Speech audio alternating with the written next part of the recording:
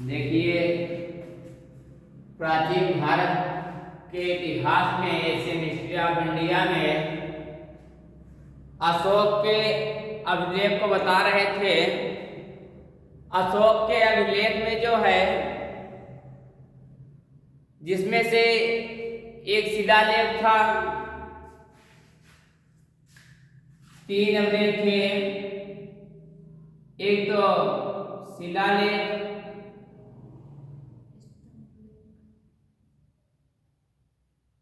दूसरा है स्तंभ लेख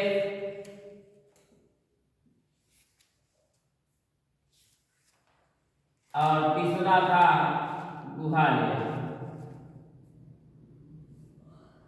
लेख। ये 3 प्रकार के अभिलेख थे अशोक के, जिसमें से मैं अशोक के शिलालेख के बारे में हमने पूरा वर्णन कर दिया। 14 शिलालेख थे। कितने थे? कुल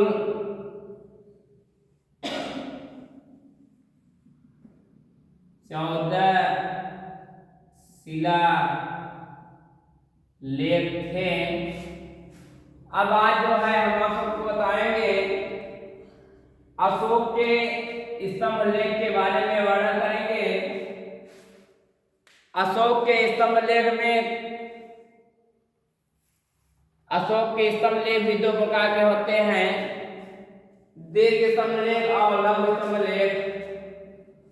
अशोक का स्तंभ लेख भी 2 प्रकार का है। एक है दीर्घ स्तंभ लेख और दूसरा है लघु स्तंभ लेख। अशोक के स्तंभ लेख 2 प्रकार के हैं। एक है दीर्घ स्तंभ लेख, दूसरा है लघु स्तंभ लेख। अब देखिए, अशोक के दीर्घ स्तंभ लेख में पहला नंबर आता है दिल्ली मेरठ स्तंभ लेख। दीर्घ शिलालेख के अंतर्गत पहला नंबर आता है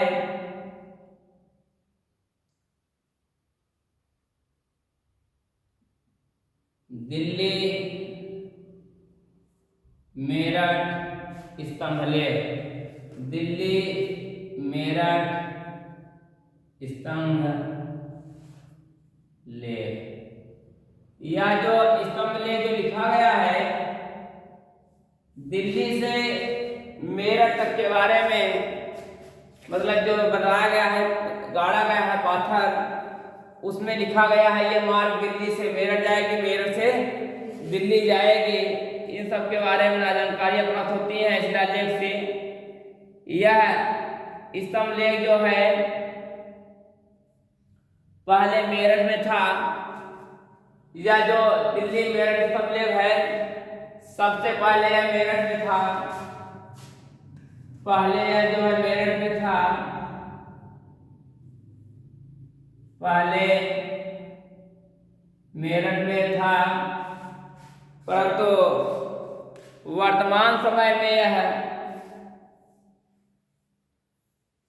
तुगलक शासक फिरोज शाह तुगलक ने इसे दिल्ली लेकर आया।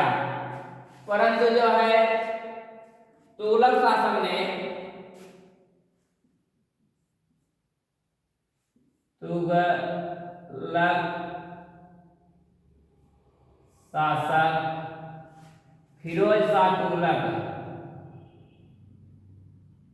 फिरोज शाह तुगलक ने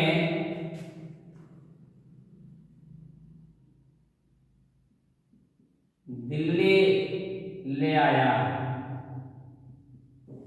पहले जो दीर्घ स्तंभ लेख जो था, पहले मेरठ में था। तुगलक शासक फिरोज शाह तुगलक ने इसे जो है मेरठ से कहाँ ले आया? दिल्ली ले आया। और पृथक शिलालेख भी है, तो होगा करते हैं। चलिए ठीक बता दे रहा हूँ। उसके बाद जो है दिल्ली टोकरा स्तंभ लेख भी है, दिल्ली टोकरा स्तंभ लेख।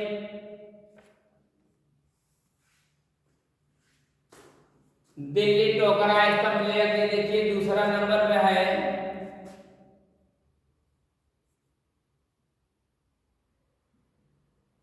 दिल्ली टोकरा स्तंभ लेख दूसरे नंबर पर है दिल्ली टोकरा स्तंभ लेख। जो दिल्ली टोकरा स्तंभ लेख है, यह स्तंभ लेख पहले हरियाणा के अंबाला जिले में था। यह जो है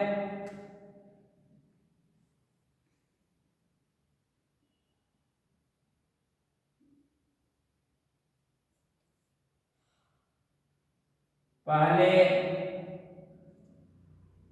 हरियाणा के अंबाला जिले में था। पहले हरियाणा के अंबाला जिले में था दिल्ली टोकरा विलेज। दिल्ली टोकरा विलेज टोकरा नामक गांव में था, स्थित था, जिसे फिरोज शाह तुगलक ने दिल्ली लाया। जिसे फिरोज शाह तुगलक ने दिल्ली लाया था, जिसे फिरोज शाह फिरोज शाह ने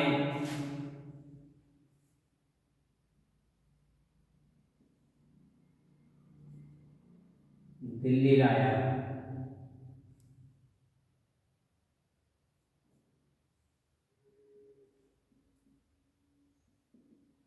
जिसे फिरोज शाह तुगलक ने कहाँ लाया? दिल्ली लाया। और ये दिल्ली टोकरा स्तंभ लेख अशोक के कल्याणकारी कार्यों जैसे आम के बाग लगाना,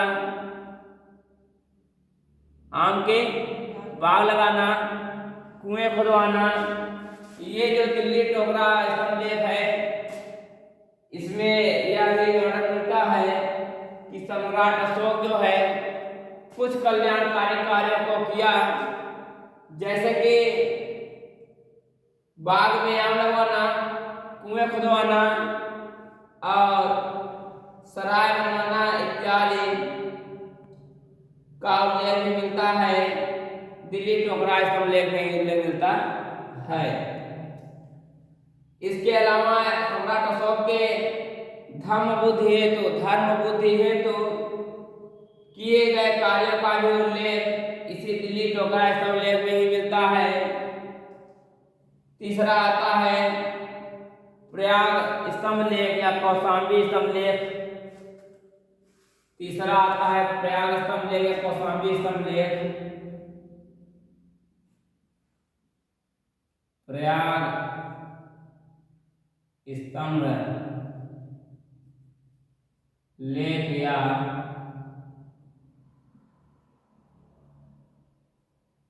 कौशाम्बी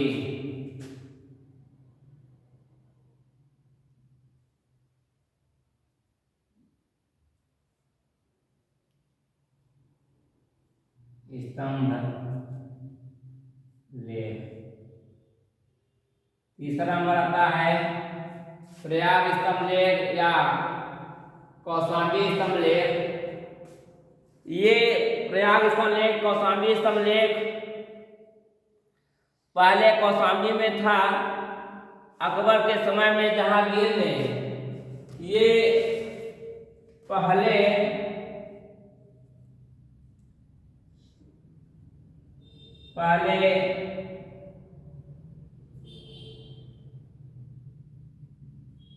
कौशाम्बी में था, परंतु अकबर के समय में जहांगीर द्वारा इसे इलाहाबाद लाया गया, परंतु अकबर के समय में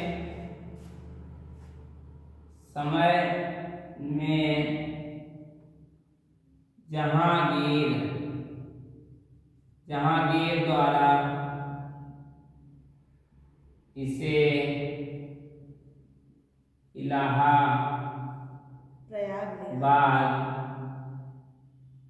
प्रयागराज में लाया गया था, जिसे बाद में अकबर के समय में जहांगीर द्वारा इसे जो है इलाहाबाद प्रयागराज में लाया गया।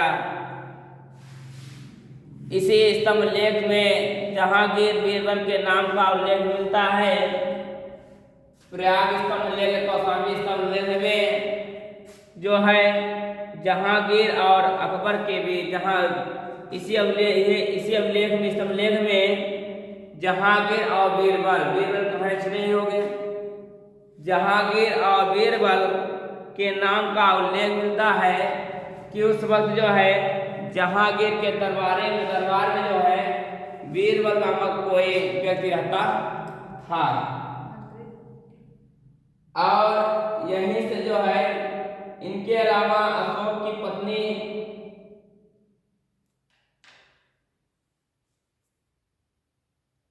पत्नी का भी उल्लेख तथा अशोक के पुत्र तीवर का भी उल्लेख मिलता है। तीवर का उल्लेख भी मिलता है प्रयाग स्तंभ लेख में ही। अशोक के पत्नी और पुत्र के आगे वर्णन उल्लेख मिलता है। प्रयाग स्तंभ लेख में पर गुप्त शासक चंद्रगुप्त के मंत्री हरिसेन द्वारा रचित समुद्रगुप्त की विजयों का उल्लेख मिलता है। प्रयाग स्तंभ लेख में ही चंद्रगुप्त मौर्य के मंत्री हरिसेन द्वारा समुद्रगुप्त में जो विजय प्राप्त है, समुद्रगुप्त की विजयों का भी वर्णन जो है प्रयाग स्तंभ लेख में मिलता है। उसके बाद चौथा आता है सारनाथ का स्तंभ लेख। क्या आता है? सारनाथ का स्तंभ लेख। सारनाथ का स्तंभ लेख। सारनाथ का स्तंभ लेख आता है। सारनाथ के स्तंभ लेख में अशोक का सारनाथ स्तंभ लेख में सबसे महत्वपूर्ण स्तंभ लेख माना जाता है। यह जो सारनाथ का स्तंभ लेख है, अब अशोक के चारों स्तंभ लेखों में सबसे महत्वपूर्ण स्तंभ लेख माना जाता है, क्योंकि सारनाथ स्तंभ लेख में से ही भारत का राष्ट्रीय चिन्ह लिया गया है। इसी सारनाथ के स्तंभ लेख से ही राष्ट्रीय चिन्ह का उल्लेख मिलता है। राजकीय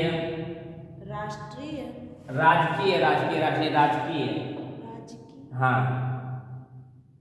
राजकीय चिन्ह लिया गया है। राजकीय चिन्ह लिया गया है। सारनाथ के स्तंभ लेख से ही, अशोक के सारनाथ स्तंभ लेख से ही राजकीय चिन्ह का उल्लेख मिलता है। यह बदलता है राजकीय चिन्ह है क्या है। और राजकीय चिन्ह जो है जिसमें 4 शेर पीठ सटाए हुए, 4 शेर पीठ सटाए बैठे हुए हैं। क्या किया है? 4 शेर क्या पीठ सटाए हुए बैठे हुए हैं। और उसके नीचे 4 पशुओं को दौड़ते हुए दिखाया गया है। और उसके नीचे 4 पशुओं को दौड़ते हुए दिखाया गया है। और जिसमें पशुओं में जिसमें बैल, घोड़ा, हाथी और सिंह है, तथा इनके बीच में एक चक्र है जिसमें 24 आरे बीच में एक चक्र है जिसमें 24 आरे हैं, 24 तीलियां हैं, और यही चक्र हमारे राष्ट्रीय झंडे में अंकित किया गया है। और यही चक्र जो है हमारे राष्ट्रीय झंडे में क्या किया गया है, अंकित किया गया है, उल्लेख मिलता है। उसके बाद देखिए अशोक के कुछ शिलालेखों में प्रथम शिलालेख, द्वितीय शिलालेख छूट भी गए थे, देख लीजिए थोड़ा से। अशोक के प्रथम पृथक शिलालेख क्या होते हैं देखिए। अशोक के शिलालेखों में दो पृथक शिलालेख भी थे, दो पृथक शिलालेख भी थे। एक था प्रथम पृथक शिलालेख, दूसरा था द्वितीय पृथक शिलालेख। अशोक के शिलालेखों में दो पृथक शिलालेख थे, एक प्रथम शिलालेख, एक द्वितीय शिलालेख। प्रथम शिलालेख में क्या मिलता है देखिए,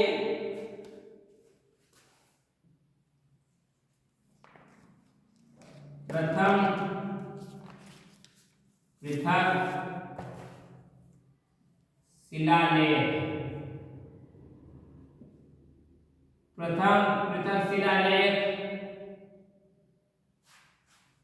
प्रथम पृथक शिलालेख में सम्राट अशोक के प्रथम पृथक शिलालेख में कहा गया है कि सभी मनुष्य जो है मेरे संतान हैं, सभी मनुष्य जितने भी हैं मेरे संतान के समान हैं, और जिस प्रकार मैं अपने संतान के लिए कामना करता हूँ, सम्राट अशोक प्रथम पृथक शिलालेख कहता है कि इस राज्य में जितने भी लोग हैं सभी मेरे पुत्र के समान हैं। जिस प्रकार मैं अपने पुत्र के भविष्य की कामना करता हूँ, जिस प्रकार मैं अपने संतान के लिए कामना करता हूँ कि वो इस लोक में या परलोक में, कि वह इस लोक में रहे या परलोक में रहे, धरती पर रहे या आसमान में रहे, धरती पर रहे या आसमान में रहे, दोनों में सुख प्राप्त करे, दोनों जगह सुख प्राप्त करे, धरती पे रहे वहां भी सुख प्राप्त करे, मरने के बाद जाए स्वर्ग जाए वहां भी सुख प्राप्त करे। जिस प्रकार मैं पुत्रों के लिए मैं कामना करता हूँ, उसी प्रकार मैं पूरे जो राज जितने भी लोग हैं सभी के लिए मैं कामना करता हूँ, सभी लोग जहाँ रहे सुख और शांति, उन लोग सुख और शांति मिलती रहे। मैं ईश्वर से यही कामना करता हूँ। उसके बाद अशोक के द्वितीय पृथक शिलालेख आता है, जो अशोक के द्वितीय पृथक शिलालेख जो आता है,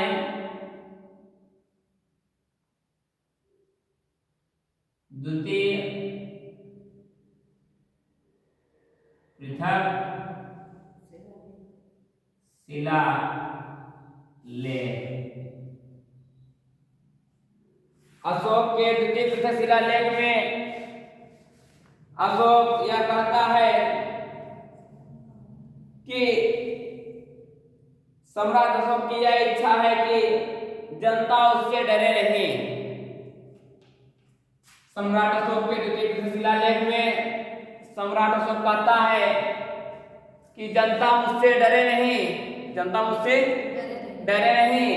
जिस प्रकार मेरा संतान मुझसे नहीं डर रहा है, उसी प्रकार यहाँ की प्रजा भी मुझसे न डरे, और उसमें विश्वास रखा तथा वे उससे सिर्फ सुख की प्राप्ति करें, दुख की प्राप्ति न करें। और जो जनता मुझसे डरे न, और जो जितने भी जनता है, जितने भी लोग हैं, जिस प्रकार मेरा पुत्र मुझसे सोचता है कि मेरा पिता मेरे लिए सुख की प्राप्ति करेगा, सुख की कामना करेगा, दुख का कामना नहीं करेगा, उसी प्रकार मैं जितने भी जनता हैं, जितने भी लोग हैं, मैं सभी लोगों के सुख की प्राप्ति करूंगा, दुख की प्राप्ति नहीं करूंगा। और उसके बाद जो आता है स्तंभलेख, पृथक शिलालेख, और अशोक का शिलालेख खत्म हो गया। अब कल नई हड्डी चलेगी सम्राट अशोक के उत्तराधिकारी। सम्राट अशोक के बाद, सम्राट अशोक के मरने के बाद उसका उत्तराधिकारी कौन बना, या सम्राट अशोक के जिंदा रहते हुए किसी को अपना राजपाट सौंपे तो किसको सौंपे, इसके बारे में मैं कल जो है विस्तार से वर्णन करूंगा। जहां समझ में आया हो आप सब जो है हमें कमेंट में बताइएगा, आप सबको समझाने का प्रयास करूंगा। और उसके बाद मैं कुछ ही दिनों में आप सब समूह अच्छा जो है नोट्स प्रोवाइड करा दूंगा पूरा प्राचीन इतिहास का, जिसमें पूरा विस्तृत वर्णन किया गया है।